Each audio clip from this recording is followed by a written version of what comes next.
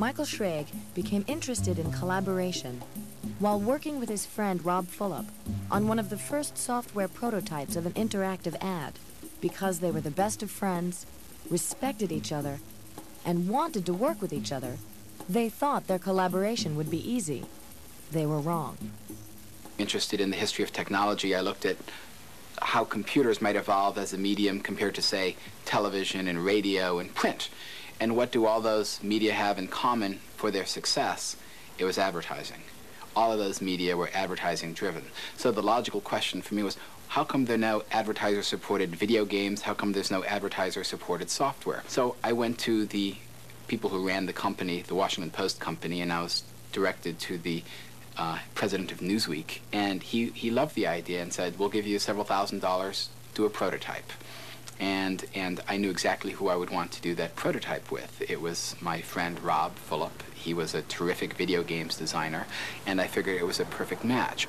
At that time we were both, I think, 25 years old. So there was a lot of excitement about, wow, we get to go meet the president of Newsweek and pitch this idea, and aren't we cool? And so I was sleeping on Rob's couch in his place in Palo Alto, and we began, quote, collaborating, close quote, to produce a prototype.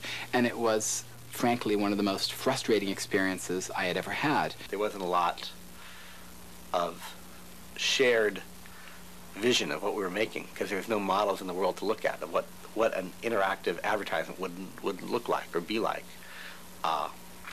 And that was where we got stuck, since there was no place in the world to point and say, it's like that.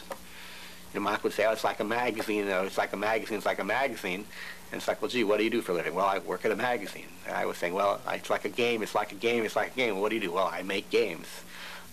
It just seemed like all these things were aligned for having a successful collaboration, and in fact, we were growing more and more frustrated, both with the prototype and with each other. When we degenerated to basically name calling, and you know, you just don't get it, you know.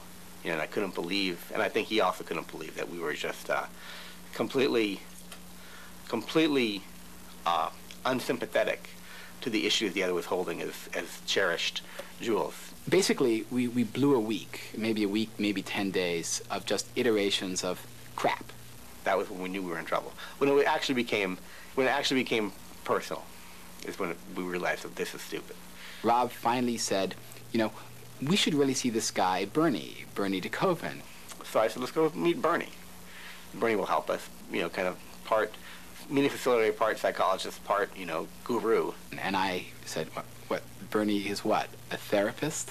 And he said, no, Bernie has figured out an interesting way of running meetings. He was one of the first people that discovered that you could use a computer to facilitate a meeting, put your thoughts into a computer, in which case they then don't belong to anyone except the computer. Then you can move them around as if they were just abstract thoughts on a computer with no owner. There is this very fast-talking Michael Schrage who comes in and seems to be just filled with great knowledge and ideas, and Rob starts introducing me to him, and I didn't really quite understand who he was, and I really didn't understand what they were trying to do, but I had already set up my computer because he told me to do that, and I had the projector ready to go. And we went into his house, and he had a Macintosh hooked up to a Limelight projector. And a Limelight projector was just an early precursor of something that could take an image on the Macintosh screen and blow it up and make it look like a regular slideshow or regular theater production. And so Rob and I were sitting down in Bernie's room. We turned down the lights, and basically Bernie told us to talk about what we were trying to do. Okay. We're just generating the alternatives so that we Okay. All right. Michael, but you didn't get what I said. What did I miss? There was no immediate sense of gratification that they were getting from the conversation. So I felt that they were more, when they were talking, it would be each person would talk in his own direction. What I'd rather do is pitch what I have in my head and put it out there, and then let's talk about it differently. You know, it would be nice if you wouldn't interrupt me constantly as well. They would kind of bounce. You know how they say they bounce ideas off each other? It was really kind of like that. Because they weren't absorbing each other's ideas. It was more like I bounce it and then it comes back and then I can play with it some more. And it was weird because I remember, you know, I began by talking to Rob and with Rob, and as the conversation went on, I was no longer talking to Rob. I was talking to Rob through the medium of the screen, through this shared space of a conversation we were both creating, or to be more precise, all three of us were creating, because Bernie was really facilitating that conversation. So we want Try to capture that. Okay.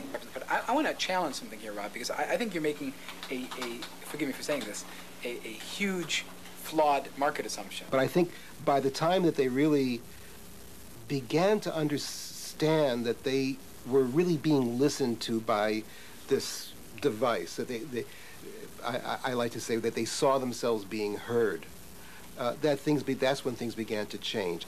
Okay, so I really need, my view is... The secret reason, by the way, you'll meet other people. Right. That's the secret reason. Yeah. But this is a big decision how you market it, though. Right. What's the audience That's, I think that's an important... What's the verbiage for that? The question was important, and the answer was important, because it's really, you're really talking about a positioning statement here. Okay. Can we just get that? Right. Sure. We listed our priorities. We agreed on our priorities together. We brainstormed and filled up, the board with hundreds of notions, and we put everything in this right little bucket, and there was no tension. We left with a printout, and that printout became a map to our project. You know, one of the most dangerous things in communication is when the same words mean different things to different people, because then language becomes a vehicle to complicate and confuse rather than to clarify and enhance. That way. Terrific. Great. I think you're right on that, Rob, for a change. Mark, you're going to type right eventually. Something good will come out. Absolutely. And so we were basically using this shared space as a filter to screen out certain ambiguities and to create a shared understanding of what it is we were trying to do. It took about 2 or 3 hours, and I think we left feeling, wow, we got it. You know, we know what we're doing now. It was a very satisfying experience. This is such a simple, obvious thing to do. Why isn't this happening in more places, in more ways?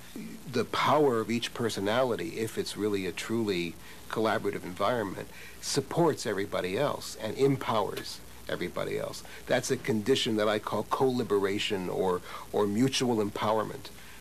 It's a rare condition, and it occurs only at some times in meetings. But when you have it, people really explode. Their ideas, they really feel that they're being listened to, and because they feel that they're being listened to, they hear themselves better.